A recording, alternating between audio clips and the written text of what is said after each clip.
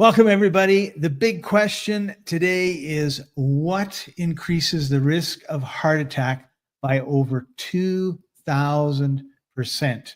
We're going to be dealing with this very, very important issue right after this.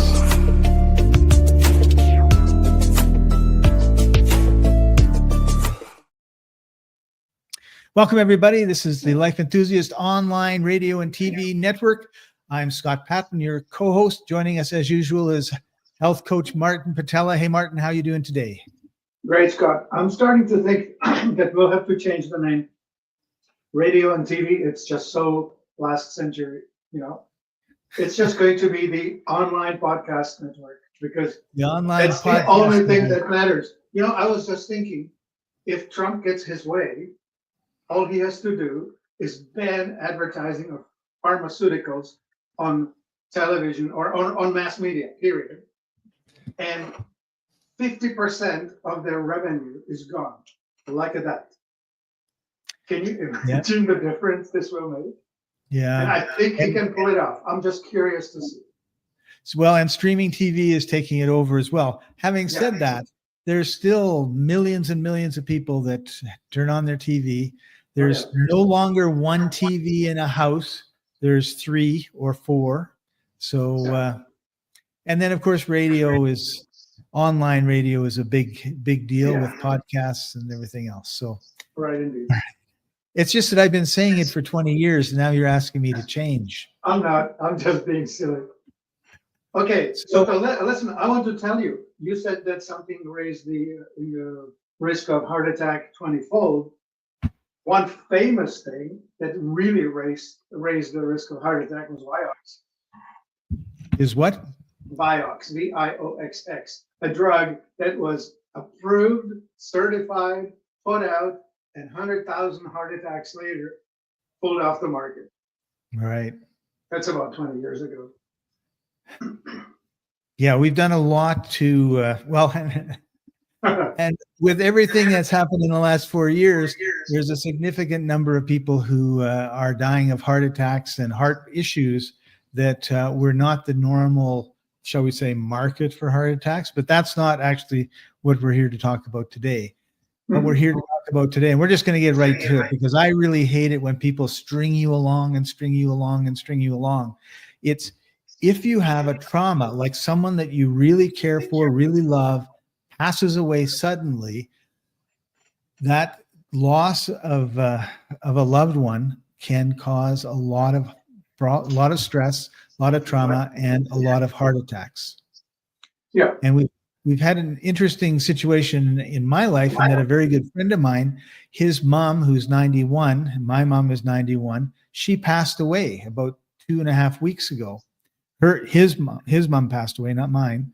And now when I was talking to him, he's got laryngitis, his nose is running, he's sick, he's like, oh. And of course, like most people, it's, now I'm sick, what should I do? Like for me, it's no, now you're healthy and good is when you should do a whole bunch of things so that you don't get all that sickness and illness down the road. Yeah, well, you just put a really nice point on this following. Any one thing, any one traumatic event can take you over the edge, over the top.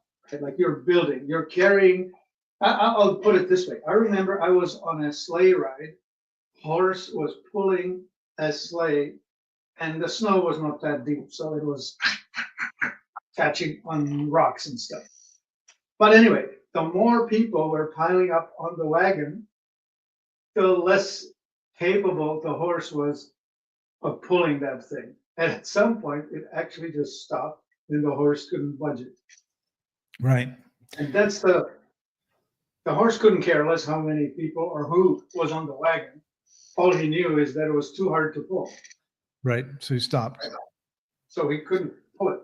Anyway, the deal, what I'm trying to say is these traumatic events, whether it's a death of a loved one or a divorce or a moving house, losing a job, weather change, storm coming, food poisoning, any one particular event is going to be the extra load. Do you know what the most popular time of week it is to have a heart attack? I've heard it's Monday. 8 o'clock on Monday morning. Heading to Yep. work. Heading to Cannot work. stand it. I would just as soon be dead. Right. Yep. So one of the things I want to bring up before we get any further into this is some people think, oh, I get a germ, I get a cold germ, I get a cold. Other people say, you know what? The inside of our mouth, our throats, our esophagus, our stomach, our digestive system, and everything else, it's all like land inside us. It has terrain, fauna and flora and all this stuff.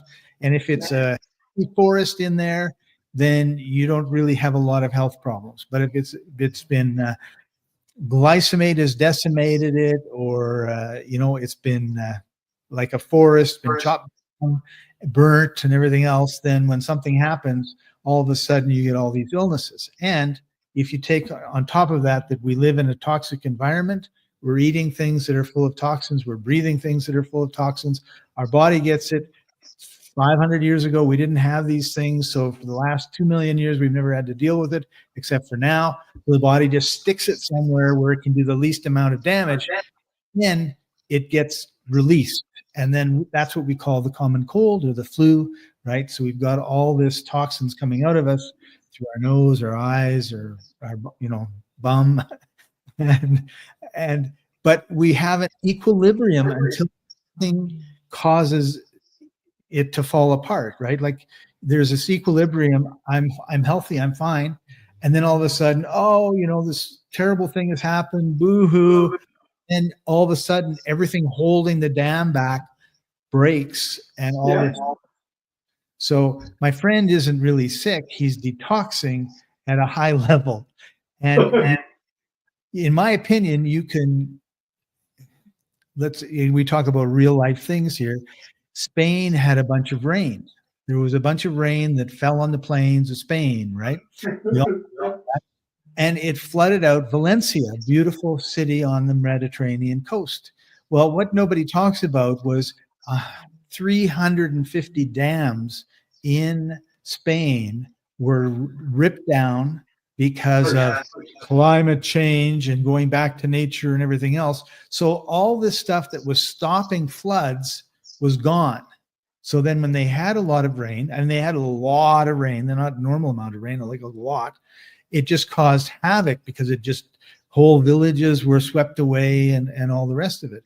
And I think that's kind of what happens with us. We've got these dams are up, and they're keeping all the toxins from like making us feel sick, but some trauma happens and it's just kind of like swoosh, they all get decimated, and all this stuff comes out. And I think it would help us if we said, hey, I'm really just detoxing, I just got to let my body detox, as opposed to doing stuff that kind of hides it and then doesn't let us detox.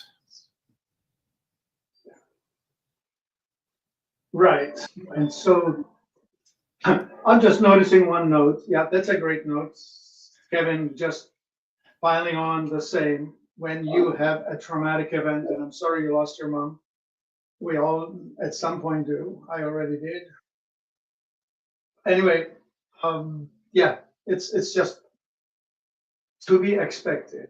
Be ready for when life gets hard, because it does. And then George put in, when I was babbling about all the sources of stress, he pops in with combat. Ha! George, I'm such an innocent newbie here, right? Like I've never been to war. I've never had bullets flying at me. I have no clue what that feels like, but I can just imagine just how I would be pooping my pants. I remember the swan line. Everybody has a battle plan until they get punched in the face. Right? It's life has its way with us. We could think that I'm good, and then stuff happens that just makes it so obvious how not ready we are. Yeah. Okay, so Scott was telling you why. I would like to tell you how, which is you need to remember that there are these 4 pillars on which this trouble stands: trauma, stagnation, toxicity, and malnutrition. We need to eat good stuff. You need to fill your body with high nutrient, low calorie type of food. You need to make sure that the industrial age toxins are both taken out if you already have them on and stopped from coming in. Speaking of combat, back in 91, soldiers came back with uranium in their systems because they started using depleted uranium munitions. That stuff was phenomenally good. I mean, uranium is even heavier than lead. And anyway, touching this stuff or being near it, when a uranium bullet splats onto some armor, it's at least partially evaporates. So you're inhaling these heavy metals. Anyway, you can inhale heavy metals by being in traffic. You're inhaling the brake pads that are wearing off, that people are braking, coming to the red light. And you're inhaling the rubber bits that are wearing off on the street and so on. Like there's just zero chance that you're not toxic. You need to work on that. You need to make sure that it's, the stagnation business is terrible. Our sedentary lifestyles are so antithetical to good health. At least walking. Scott gets a dog. He knows how to do it. Right? How many miles do you walk every day? 3, 4? Yeah, I try for between 3 and 4 miles a day. Oh. And I was looking after 2 dogs in Panama, and they were big dogs, and they wanted me to take one at a time. And it was go to the end of the block and back. But it's hot, they're big, they're old. So it was like, instead of like 2 times, it was 4 times, because instead of 2 big walks, it was 4 small walks. So, and actually it was like 2 little walks and 2 small walks. But I'm looking at this, how far this is, and I figured it out. And I thought, if I take these dogs, to the end and back all these times, it's 5 miles over a day, right? So that's what I did. The poor dogs were like, we don't have to go this. Do we have to go this far? We usually only go half of this distance. But yeah, so I just figured out a way to combine the dogs with the walking. And then I figured out where to walk, so I knew how far I went. And it's a good feeling when you go, wow, I get 5 miles a day. That was pretty cool. Yeah. Look, George just posted this one. A weight vest walk today. You're just missing the army pack, right? A weapon and a bag of bullets and 3 days of rations. You know what I heard? That 77% of men in the age pocket for being drafted as a soldier are currently unable to pass the grade. 77%. That means 23% only are capable of service. God help us if somebody attacks us. Anyway, so Scott, we should be talking about the trouble with the heart. Right? Yeah, we should. And it's really important that we get some exercise. I think you covered a lot of it really good. Like, you need to get some movement. You need to detox. And you need to eat good food, because obviously we've been eating ultra processed foods. That seems to be the latest buzzword. Yeah. And it's not good. Yeah. I was reviewing our podcasts, and about 12 years ago, we talked about organic cookies. I remember this was an advertisement that came in mail, and it was just a splash. And it was organic, but it was shortbread cookies, and it was just organic junk food, right? Organic strawberries with organic sugar in organic cookie. But organic flour. Yeah, shoot me. That's not what living healthy is. So we're talking about the stress that can trigger it. And we've been talking about stress a lot. So I think the next step would be, how can we reduce some of our stress? And it kind of reminds me of my trips to Hawaii. Haole is what they call the white man. And the reason that they call white man Haole, which translates as no breath, is because the Englishmen would come, they'd get a gang of local Hawaiian guys, and they'd say, we're going to do this, this, this, this, and that. And then they'd say, go. And then, of course, the lieutenant, because it was the Navy sort of thing, would walk away. And all of the Hawaiian guys stood and didn't move. And then after, like you walk about 5 steps, like, come on, you guys, get going. It's like, no, what we do is we breathe in, out, we prepare our bodies, and then we go do the job. And they were just amazed that these people, these white guys, would come along and they would just run around and do everything. And I do it still, even though I know this story. Instead of taking a nice deep breath, a couple breaths, get the breath in, get the breath out, very, very powerful, and then go do your thing. So when you do that, it has an impact on your stress levels. Yep. Deep breathing, diaphragmatic breathing. There are these things that help us activate the parasympathetic, the rest and repair, rather than the fight or flight. Right. And yoga teaches wonderful things. They have these, they call it the bandha, B-A-N-D-H-A, which is a lock. And this one you should try and remember. It's take your tongue and roll it back and touch the tip of your tongue to the roof of your mouth, preferably past the hard palate to the soft palate. So roll, and I can't talk when I do that, but when you do that and do breathing, and it's called the box breathing, which is count to 4 or count to 7, whatever number you pick.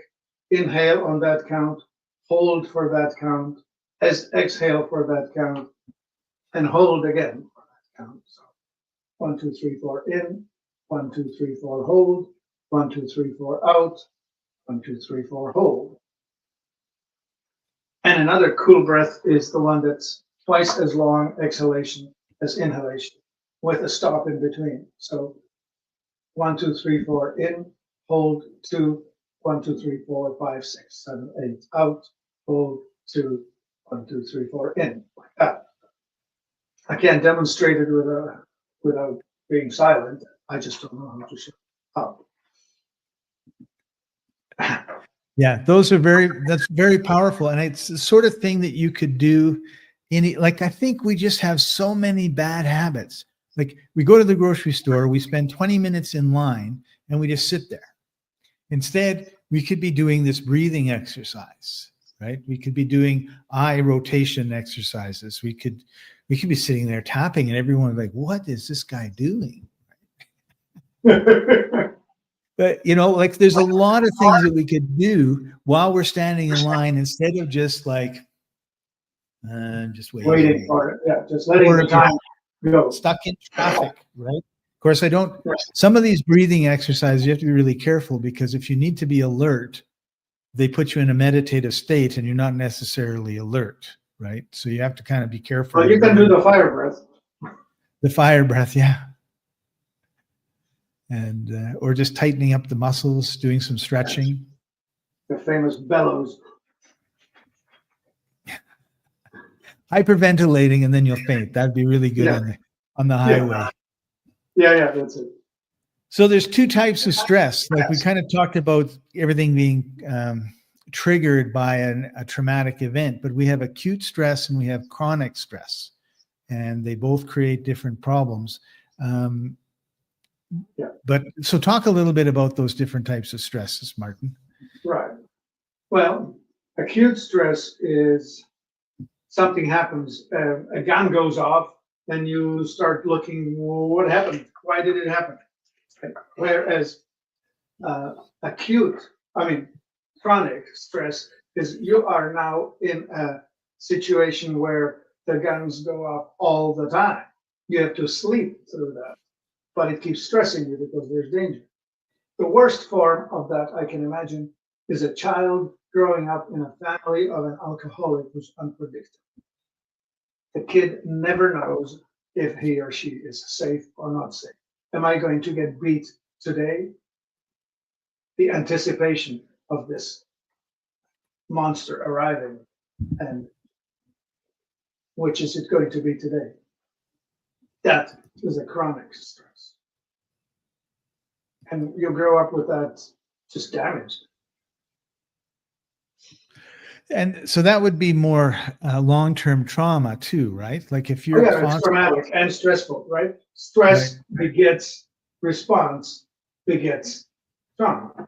right. I mean, Whereas how if you've got stressful is it being? Yeah, how stressful is it being raped? right. Hmm. So what are some of the things that we can do to deal with this stress? Yeah.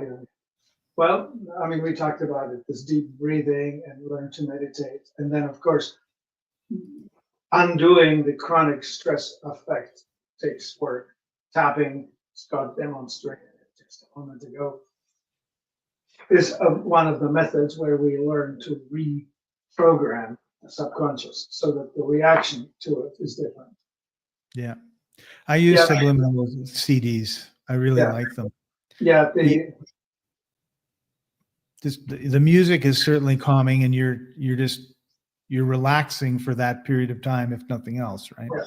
yeah. And And then sometimes I think we're a society that needs to be like busy, right? Even though we talk about sedentary, we're in front of our computers and we're like working, or we have to be. So when you have these like subliminal CDs that George was talking about, it's like, well, now I'm supposed to sit back and relax, have them on here, close my eyes, breathe. Yeah, I'm doing the tape. Or I'm still being busy, but it's relaxing busy. Yeah, It's right. funny how we are, right? Yeah. I mean, me, I'm doing accounting while listening to a podcast. One thing is not enough. I need to have two. Right, two things, right? I don't like to waste time, right? So if I'm doing accounting, that's math. I can have another thing playing in the background that's something different. So my left brain is busy with this, and my right brain is busy. One thing I want to bring up is sleep. Like, Yeah.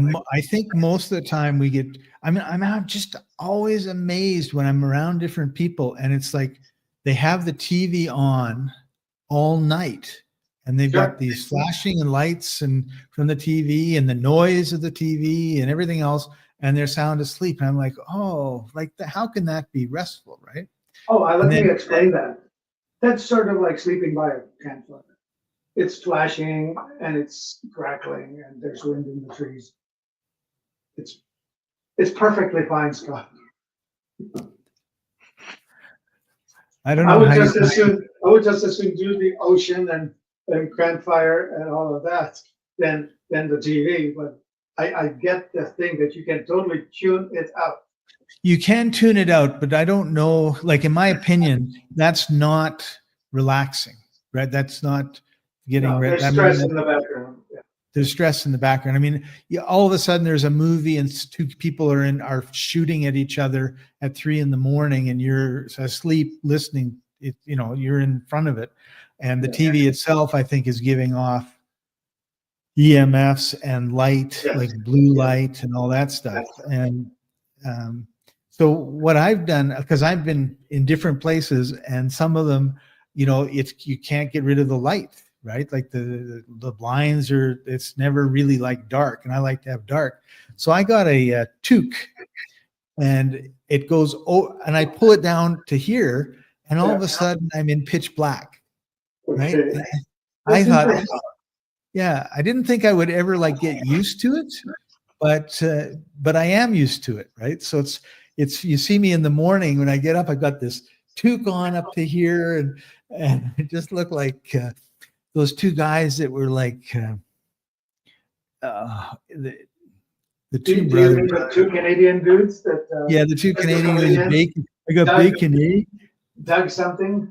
Doug, yes, Doug and somebody else, right? So I look like one of them. But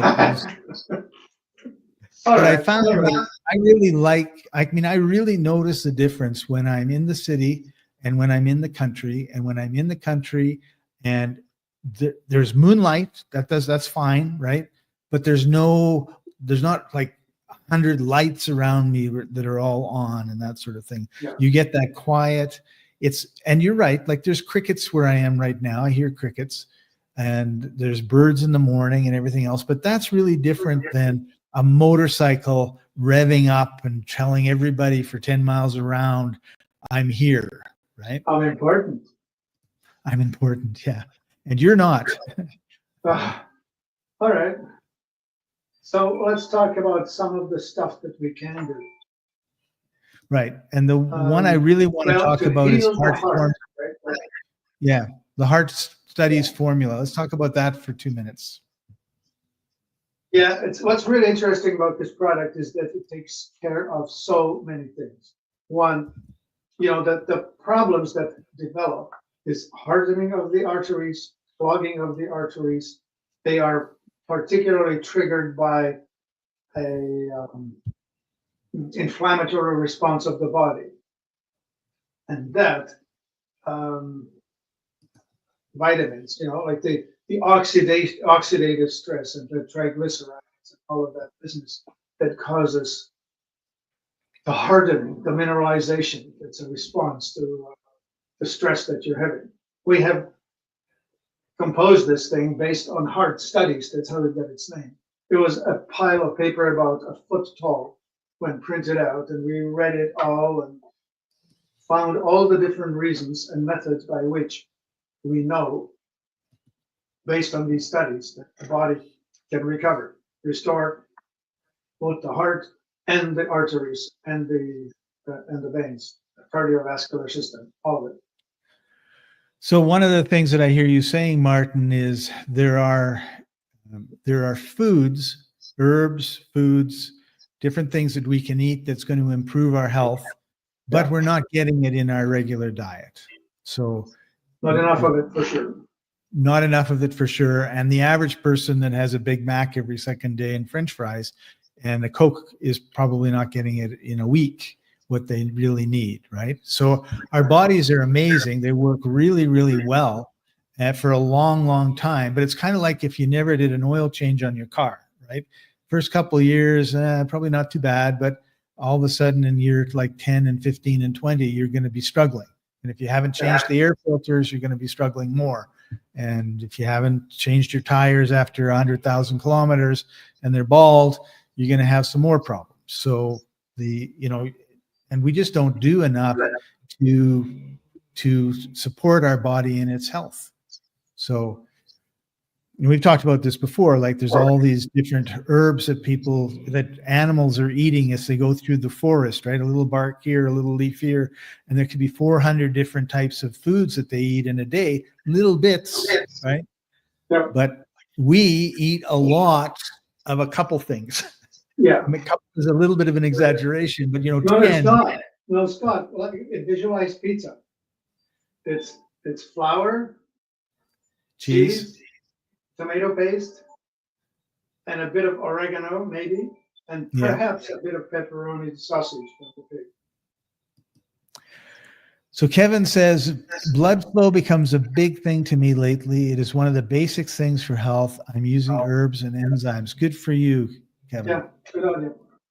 Well, if ever you feel like you're giving yourself an upgrade, the Heart Studies formula has all of these things in one place. You don't have to go shopping across the half acre to get all of it filed into a single bottle.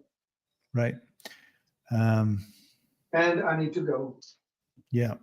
So we're going to head over to Telegram, t.me/life and co. Oh, what I was going to say was the link for the Life Heart Formula is in the comments. So if you want to check it out, go there. And I'm going to put this in the comments as well, but as we go off the air.